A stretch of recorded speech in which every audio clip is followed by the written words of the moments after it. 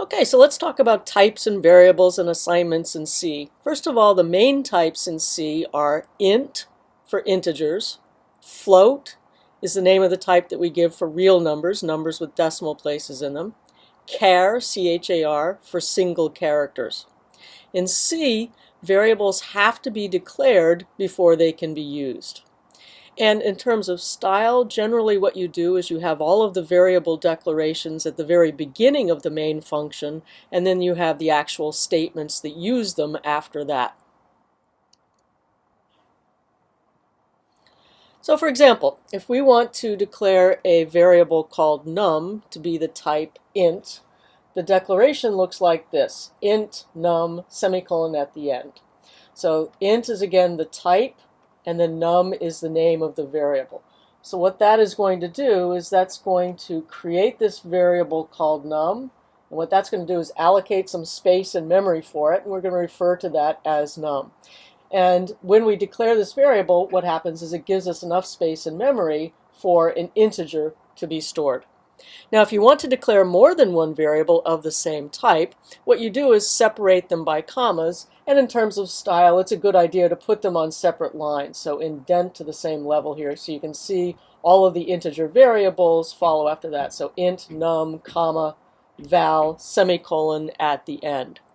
So you have to have a separate declaration for every type of variable that you need. So you can have all of the integer variables declared, and then all the float variables declared together, and so forth. The general form of an assignment statement in C looks like this. You have the name of the variable on the left. The assignment operator in C is the single equal sign, and then you have an expression on the right and a semicolon at the end. So again, the assignment operator is the single equal sign, but the way I would read this is the variable gets the value of the expression. And what we're doing is taking the value of the expression and storing it in the variable that we name on the left. Now in C, every statement has to have a semicolon at the end. So not just assignment statements, which I'm showing here, but every statement in C has a semicolon at the very end of it. That's just a rule.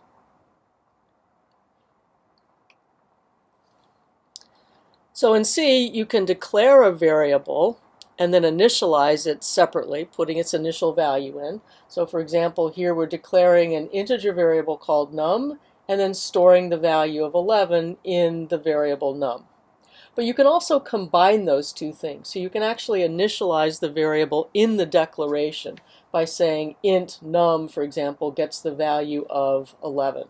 Again, all statements, including declarations, have to have a semicolon at the end of in C. So of course a variable is something that can change. So a variable can be initialized and then the value can be changed. So for example, I can declare an integer variable num, I can initialize it to have the value of 11, and then I could say something like num gets the value of num plus 2. So again, right now num has the value 11, so this is 11 plus 2 is going to give us 13, which we're storing back in num. So now we've added 2 to num, so that it's 13, and then we could decrement it, say num, which is 13 now, minus 3 is 10, and store that result back in num, so now num would have the value 10.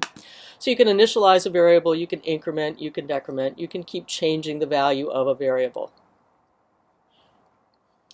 Now C has some shortcut assignment operators. They don't add any power to the language, they just save on a little bit of typing.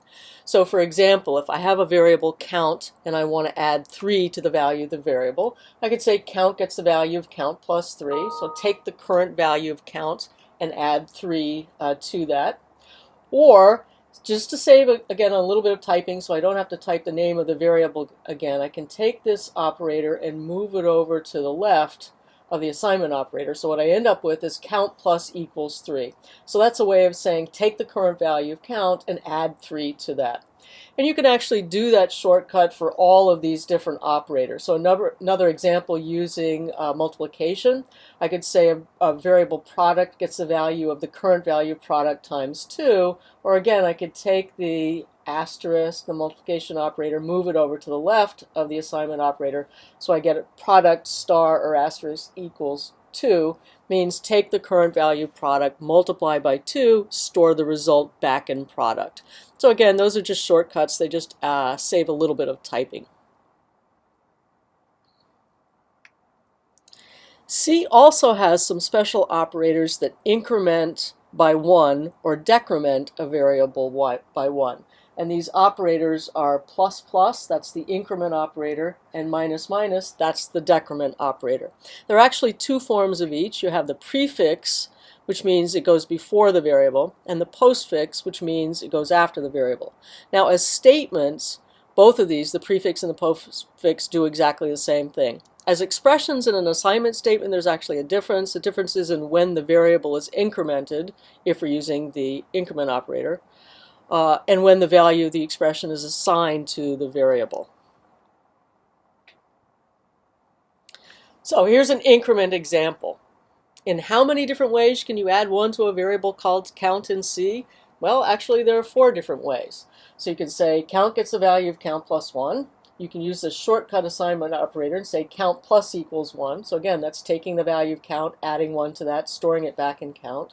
Or we can use the increment operator, the postfix form or the prefix form, count plus plus and plus plus count. Those also add 1 to the value of the variable count. So 4 different ways that you can add 1 to a variable in C. All right, how about naming variables in C? In most C compilers, there are some rules about naming variables. Usually it has to start with the letter of the alphabet. Then you can have letters, you can have digits, you can have the underscore character, but you can't have spaces or other kinds of punctuation marks. And as always, variable names should be mnemonic. They should make some sense. So we've seen variables in C. C doesn't have built-in constants, but you can define your own.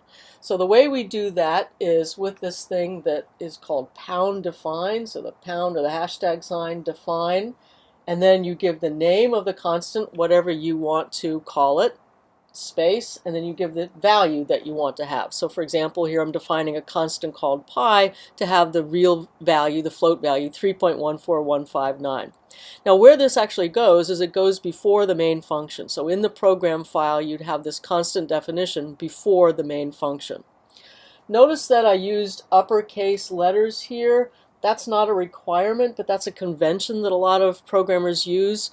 If you use uppercase letters for constants and lowercase for variables, then it's just easy to distinguish between variables and constants in your code.